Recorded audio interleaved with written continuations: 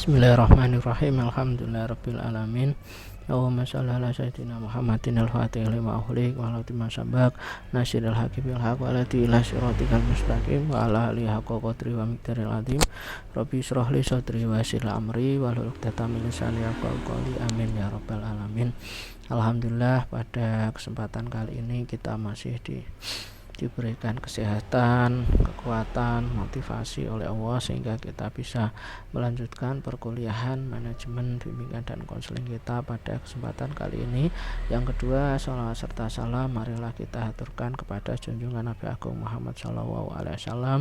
Bi qaulina Allahumma sholli ala sayyidina Muhammad. Semoga kita semua senantiasa diberikan kekuatan untuk dapat menjalankan ajaran-ajaran beliau dan juga sunnah-sunnah beliau. Pada kesempatan kali ini kita akan mengkaji terkait dengan manajemen pengumpulan data dalam bimbingan dan konseling. Nah, manajemen ya itu sebagai suatu proses, yaitu meliputi ada perencanaan, kemudian pengorganisasian, kemudian pelaksanaan dan juga pengawasan. Nah, di dalam tubuh manajemen ya, perencanaan itu merupakan otot dan juga uratnya ya, yaitu bagian dari pengelolaan yang menimbulkan gerakan ke arah yang diinginkan. Jadi perencanaan itu merupakan otot dan juga urat dalam manajemen ya. Nah, untuk mendukung pelaksanaan di dalam manajemen bimbingan dan konseling ya, yang mana ada perencanaan, pengorganisasian, pelaksanaan dan juga pengawasan ya, yang kemudian harus dilakukan oleh guru BK adalah melakukan pengumpulan data dan juga penyimpanan data peserta didik. Nah, hasil dari pengumpulan data ini ya, itu nantinya akan dibuat suatu program, yang mana program ini berisi serangkaian layanan yang kemudian akan diberikan kepada peserta didik. Nah, baik itu dalam jangka waktu setahun ya, ataupun disebut sebagai program tahunan ya, 1 semester atau program semesteran ya, kemudian 1 bulan atau program bulanan, atau bahkan dalam program harian ya. Ya, maka pengumpulan data ini sangat menjadi penting ya, karena memang menjadi acuan dalam proses manajemen bimbingan dan konseling. Yang selanjutnya aspek-aspek dalam pengumpulan data bimbingan dan konseling. Nah, kira-kira aspek apa saja yang kemudian dikumpulkan ya, ataupun dalam pengumpulan data bimbingan dan konseling, yaitu ada aspek psikologis ya. Aspek psikologis ini adalah sisi kejiwaan dari seseorang peserta didik. Nah, aspek psikologis ini meliputi mental, cara berpikir, emosi, kemudian moralitas dan juga norma. Ini aspek pengumpulan data yang pertama. Yang kedua adalah aspek fisiologis ya. Adalah kondisi jasmani dari peserta didik. Kalau psikologis tadi adalah kondisi kejiwaan, kalau fisiologis adalah kondisi jasmani peserta didik. Nah, fisiologis ini juga dapat diartikan sebagai jasmaniah peserta didik ataupun seseorang. Nah, aspek fisiologis ini meliputi hereditas, kematangan dan juga kesehatan. Nah, aspek yang ketiga adalah aspek sosiologis ya, adalah interaksi yang terjadi di dalam diri peserta didik, baik itu interaksi dengan teman, interaksi dengan guru, orang tua dan juga masyarakat. Nah, aspek sosiologis juga menyangkut pengaruh lingkungan dalam pembentukan karakteristik dari masing-masing peserta didik. Nah, aspek sosiologis ini meliputi baik itu lingkungan mikro, lingkungan makro, kemudian motivasi, persaingan, kerjasama, ketergantungan dan juga keterkaitan ya. Itu adalah aspek dalam pengumpulan data bimbingan dan konseling. Aspek-aspek apa saja yang kemudian dikumpulkan dalam data BK. Kemudian ada jenis-jenis data ya. Yang pertama adalah data tentang identitas siswa, misalnya nama siswa, jenis kelamin, tempat tanggal lahir, kemudian denah duduk di kelas, alamat rumah, agama dan lain sebagainya. Kemudian yang kedua adalah data tentang aspek fisiologis ataupun jasmaniah ya. Misalnya tinggi badan, berat badan, bentuk wajah, warna rambut, kesehatan, penyakit yang pernah diderita ya dalam waktu lama, kemudian cacat tubuh ya bila ada, kemudian kondisi pasca indera dan lain sebagainya. Yang ketiga adalah data aspek psikologis ya, misalnya tingkat kecerdasan, bakat, minat, kegemaran, kepribadian, emosi, cita-cita, pendidikan, cita-cita jabatan dan lain sebagainya. Kemudian yang keempat adalah data dari lingkungan keluarga, misalnya besarnya jumlah keluarga, status sosok keluarga, hubungan dengan orang tua, hubungan antara anak-anak, cita-cita orang tua terhadap anaknya, kedudukan dalam keluarga dan lain sebagainya.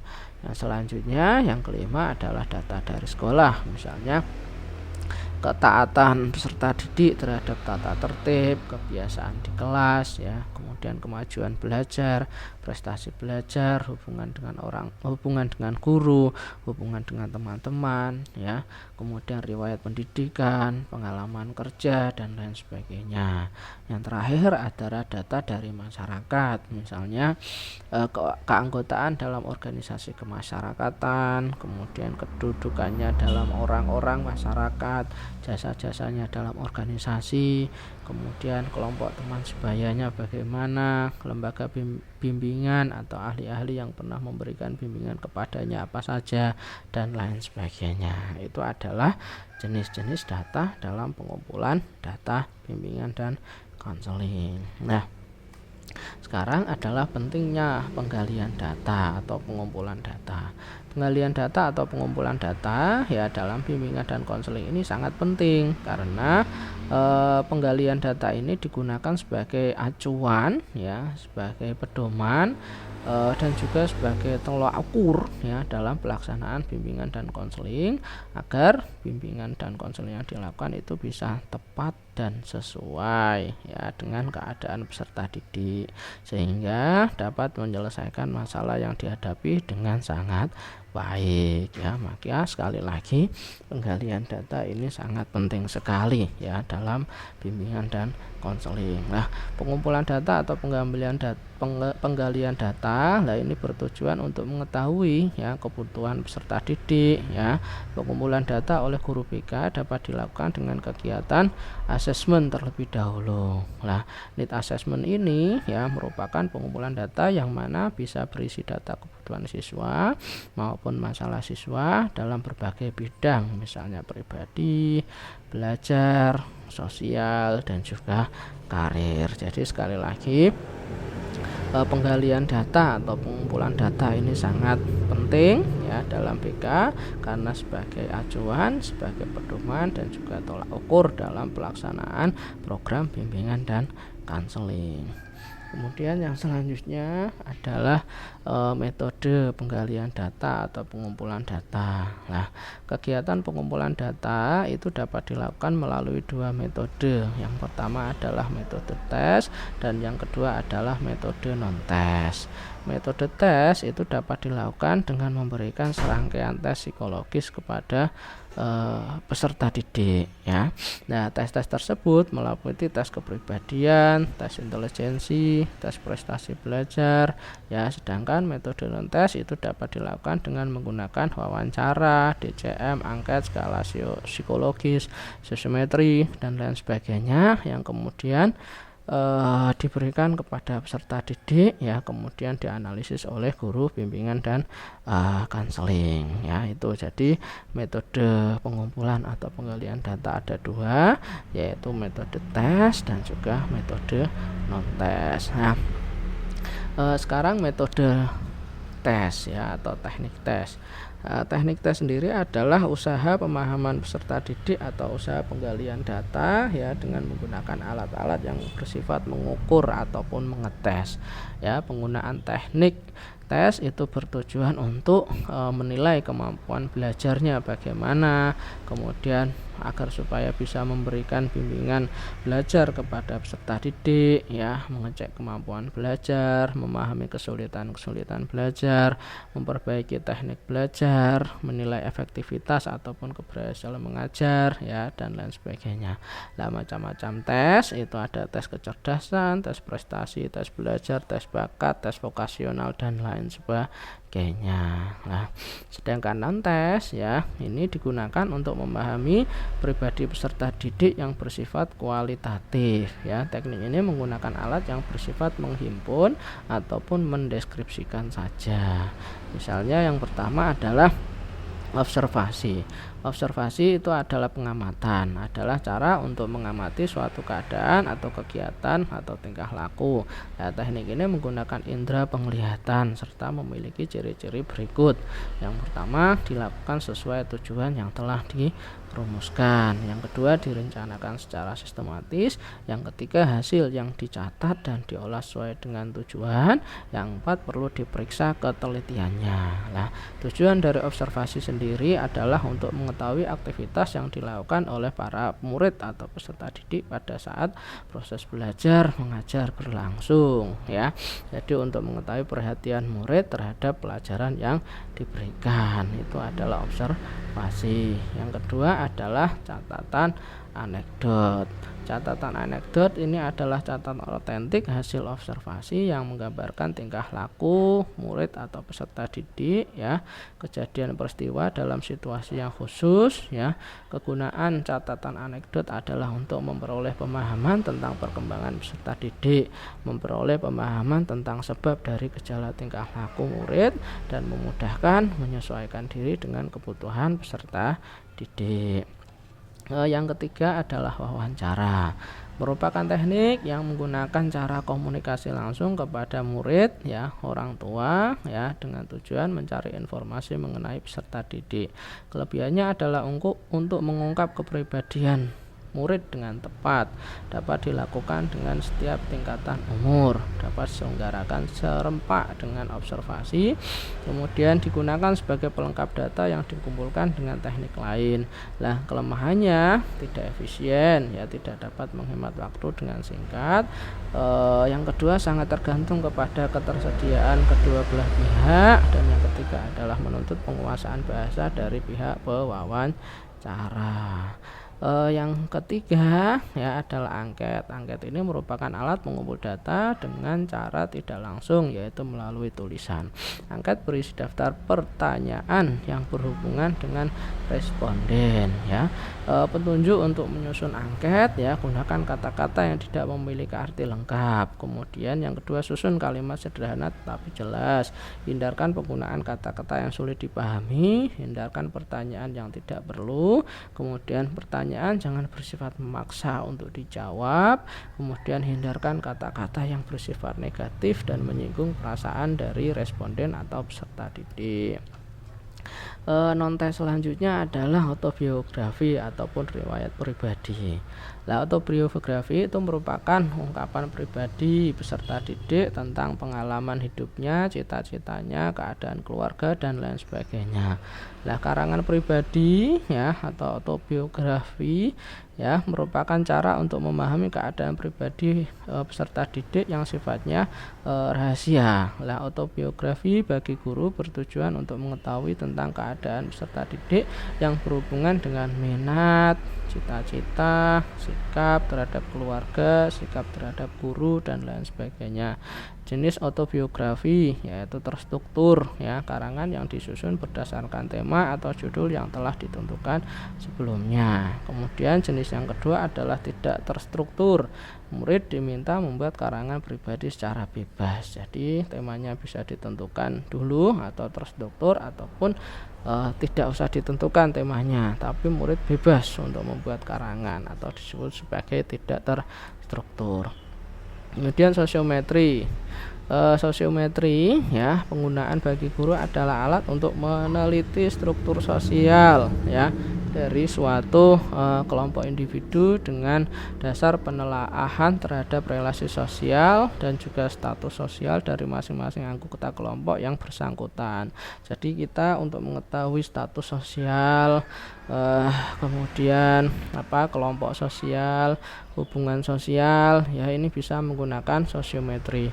Nah, sosiometri sendiri dapat digunakan untuk memperbaiki hubungan individu ya di antara anggota kelompok, kemudian menentukan kelompok kerja, kemudian yang ketiga menentukan kelompok memimpin seorang individu dalam kelompok tertentu untuk suatu kegiatan. Jadi kita bisa tahu kira-kira hubungannya bagaimana, kemudian bisa diperbaiki. Kita bisa tahu kira-kira si A cocoknya dengan siapa, kemudian kita tentukan kelompok kerjanya. Kita bisa tahu si A ini orangnya seperti apa sehingga kita bisa menentukan kemampuan memimpinnya. Nah, sosiometri sendiri biasanya dibuat dengan jalan meminta kepada setiap murid atau peserta didik untuk menyebutkan 2 teman yang paling disukai untuk belajar bersama, ya, dan lain sebagainya. Jadi mereka peserta didik diminta untuk kemudian menyebutkan 2 teman yang paling disukai, ataupun 2 teman kelompok belajar, ataupun 2 teman untuk memimpin. Monggo lah ya, terserah ya, tinggal tujuan kita sosiometri untuk apa. Studi kasus ya, studi kasus ini merupakan teknik mempelajari perkembangan seorang murid secara menyeluruh dan juga mendalam, serta mengungkap seluruh aspek pribadi murid yang datanya diperoleh dari berbagai pihak seperti guru, orang tua, dokter, dan juga pihak-pihak lain. Nah, dalam melaksanakan studi kasus itu dapat ditempuh misalnya menemukan murid yang bermasalah, memperoleh data, menganalisis data, dan juga memberikan layanan bantuan. Jadi kita temukan dulu murid yang bermasalah seperti apa, kemudian kita lakukan studi kasus untuk memperoleh data, kemudian data dianalisis, setelah itu baru berikan layanan sesuai dengan keadaan peserta didik ataupun sesuai dengan masalah peserta didik. Skala penilaian atau rating scale ya, skala penilaian ini biasanya terdiri dari suatu daftar yang berisi gejala-gejala atau ciri-ciri tingkah laku yang harus dicatat secara bertingkat, sehingga konselor tinggal memberikan tanda cek pada tingkat mana gejala atau ciri-ciri tingkah laku itu muncul ya. Nah, di sini ada tahap persiapan, itu meliputi langkah penetapan topik, langkah penentuan variabel, indikator, prediktor, item-item pernyataan, langkah menentukan alternatif skala, langkah menentukan kriteria, langkah menyusun pedoman observasi. Ya, yang kedua adalah tahap pelaksanaan, meliputi langkah-langkah penyiapan pedoman observasi, pengambilan atau penentuan posisi observasi, dan pengamatan perilaku observer serta mencatat dengan skala. Selanjutnya tahap ketiga analisis hasil, meliputi langkah-langkah menyusun data, observasi, dan penyimpulan data. Jadi kita sudah menyiapkan menyiapkan semacam daftar ya, daftar gejala-gejala ataupun ciri-ciri tingkah laku, terus kemudian kita centangi saja kalau kemudian itu ditemukan pada peserta didik ya. Yang kunjungan rumah atau home visit ya, salah satu teknik pengumpulan data dengan jalan mengunjungi rumah siswa untuk membantu menyelesaikan masalah yang dihadapi siswa dan untuk melengkapi data siswa yang sudah ada yang diperoleh dengan teknik yang lain. Jadi ini digunakan untuk menyelesaikan masalah siswa ataupun juga untuk melengkapi data. Nah, tujuan kunjungan rumah atau home visit adalah diperolehnya data yang lebih lengkap, yang akurat ya, berkenaan dengan masalah konseli, serta digalangkannya komitmen orang tua dan anggota keluarga lainnya dalam rangka penanggulangan masalah konseli. Jadi kita dapat data, kemudian bisa melibatkan orang tua ataupun anggota keluarga untuk menyelesaikan masalah konseli.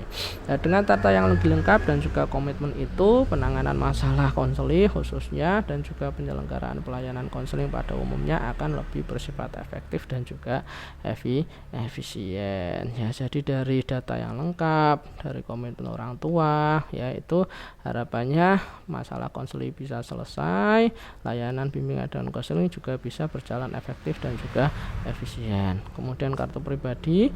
Kartu pribadi ini termuat data penting tentang siswa ya. Kartu pribadi merupakan catatan masing-masing siswa yang disusun selama beberapa waktu dan juga memuat data yang signifikan bagi keperluan bimbingan. Jadi dicatat ya data-data penting siswa ya di dalam yang namanya kartu pribadi. Nah, sekarang manajemen pengumpulan data salah satu hal yang mempengaruhi kualitas layanan BPK adalah kualitas data yang dikumpulkan. Jadi pertama adalah pengumpulan data. Nah, setelah pengumpulan data itu adalah pengolahan data. Pengolahan data adalah mentabulisasi data, menjumlahkan atau memilah-milah data menjadi data yang siap disajikan dan kemudian dianalisis sesuai dengan kebutuhan. Jadi setelah data dikumpulkan, kemudian diolah ya atau dianalisis. Yang ketiga adalah penyajian data. Adalah data yang sudah diolah kemudian disajikan. Tujuan penyajian data adalah agar para pengguna mudah dalam membaca data. Dari penyajian data ini kemudian dijadikan acuan, jadikan tolak ukur ya dalam rangka perencanaan program bimbingan dan konseling. Makanya sangat penting sekali pengumpulan data dalam manajemen bimbingan dan konseling. Mungkin itu saja yang bisa saya sampaikan. Terima kasih atas perhatian. Mohon maaf atas segala kekurangan. Semoga sehat selalu, sukses selalu, bahagia selalu. Dari saya cukup sekian. Wa muwaffiq ila aqwamit thoriq. Assalamualaikum warahmatullahi wabarakatuh.